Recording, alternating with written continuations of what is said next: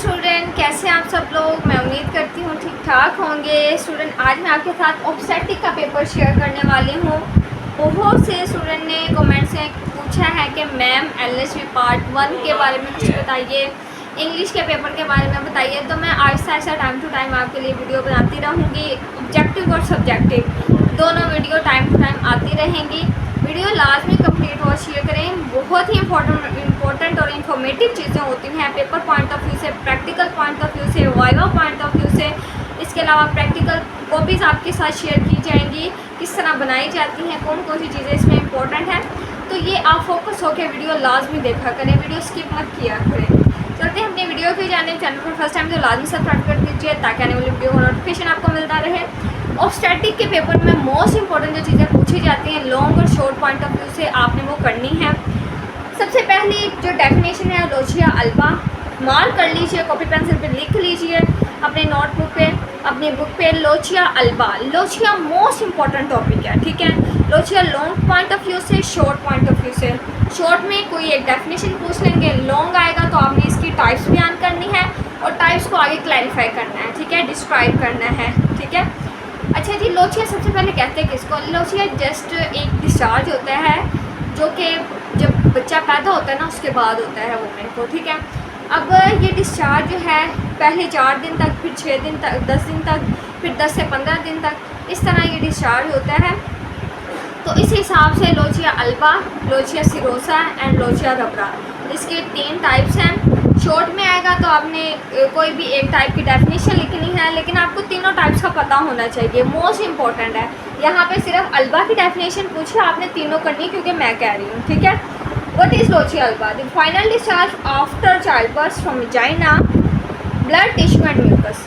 अच्छा जी, ये जो डिस्चार्ज है ना बच्चे की पैदाइश से 10 दिन बाद होगा, 10 से 15 दिन तक जो डिस्चार्ज होगा जिसको हम लोचिया अल्बा बोलते हैं, ठीक हो गया। और इसके अंदर टिश्यूज़ होते हैं, इस लोचिया के अंदर, इस डिस्चार्ज के अंदर टिश्यू होंगे, म्यूकस होगा, ठीक है। इसके अलावा ब्लड होगा, ओके हो गया। फिर दूसरी definition, what is extension? Extension किसे कहते हैं? The movement that increase the angle between 2 body part, 2 body part के दरमियान जो मूवमेंट होती है, ठीक है, इसको हम एक्सटेंशन बोलते हैं।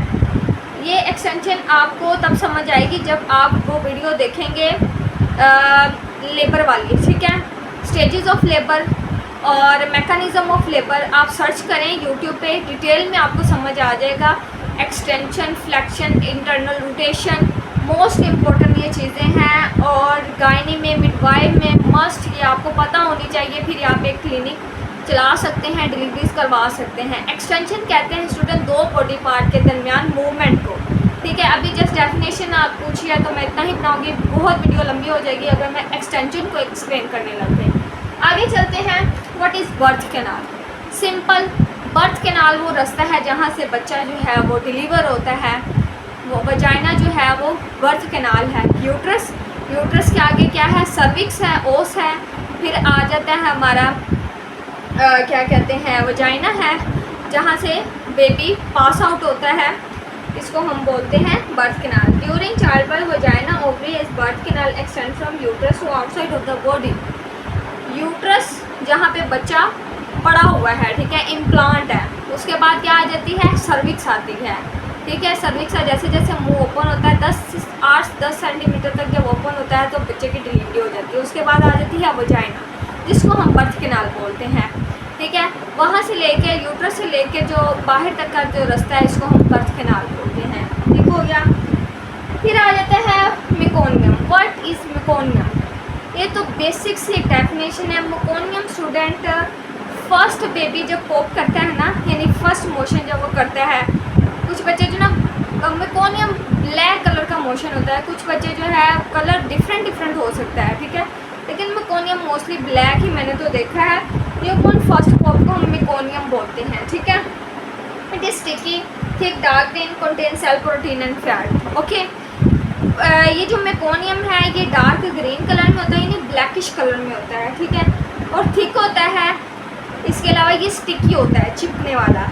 इसमें फैट होता है, प्रोटीन होती है और सेल्स मौजूद होते हैं, ओके हो गया। फिर उन्होंने पूछा है method of separation of placenta, long और शॉर्ट दोनों पॉइंट ऑफ व्यू से इम्पोर्टेंट है। यानी प्लेसेंटा जहाँ यूट्रस में जो प्लेसेंटा इम्प्लांट हुआ है और प्लेसेंटा जो नरिशमेंट बच्चे को फिटनेस को प्रोवाइड कर रहा है, ठीक है, जिसके साथ अम्बिलिकल कॉर्ड अटैच है, ये जो है इसको सेपरेट करने के क्या तरीके हैं। जाहिर सी बात है जब बच्चे की डिलीवरी की है, जब बच्चा डिलीवर हुआ है, दूसरी स्टेज में हम अम्बिलिकल कॉर्ड डिलीवर करते हैं, फिर तीसरी स्टेज में हम प्लेसेंटा डिलीवर करते हैं। प्लेसेंटा को हमने किस तरह रिमूव करना है। कुछ औरतों का प्लेसेंटा जल्दी नहीं रिलीज़ होता है, नहीं उतरता, इसको हम रिटेन प्लेसेंटा बोलते हैं, ठीक है।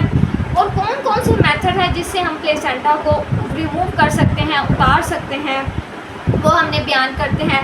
एक मेथड है शुल्टर्स मेथड और दूसरा जो है वो है मैथिन्स मेथड। दो मेथड है। अच्छा जी, शुल्टर्स जो मेथड ना, शुल्टर्स मेथड, इसमें जो है प्लेसेंटा को हम सेंटर से रिमूव करते हैं। ये देखिए, ये प्लेसेंटा है गोल सा और ये अम्बिलिकल कॉर्ड अटैच है, ये बच्चा है, ठीक हो गया।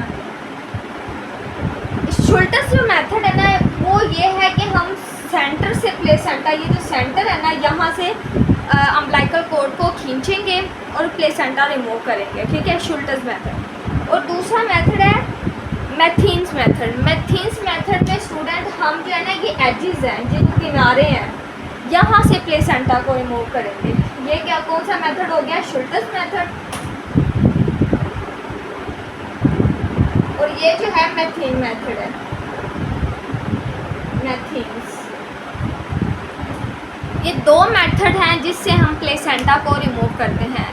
अगर फिर भी प्लेसेंटा रिमूव नहीं होता तो मैनुअली फिर हम क्या करेंगे। ये मेरे से उन्होंने पूछा था प्रैक्टिकल में, वाइवा में मेरे से ये सवाल पूछा गया था, मोस्ट इम्पोर्टेंट। इसलिए मैं लास्ट में ये सवाल चीज़ आपको बता रही हूँ कि आपसे भी ये प्रैक्टिकल में वाइवा में पूछेंगे कि अगर प्लेसेंटा रिमूव नहीं हो रहा 30 मिनट्स के बाद भी, तो हम क्या करेंगे।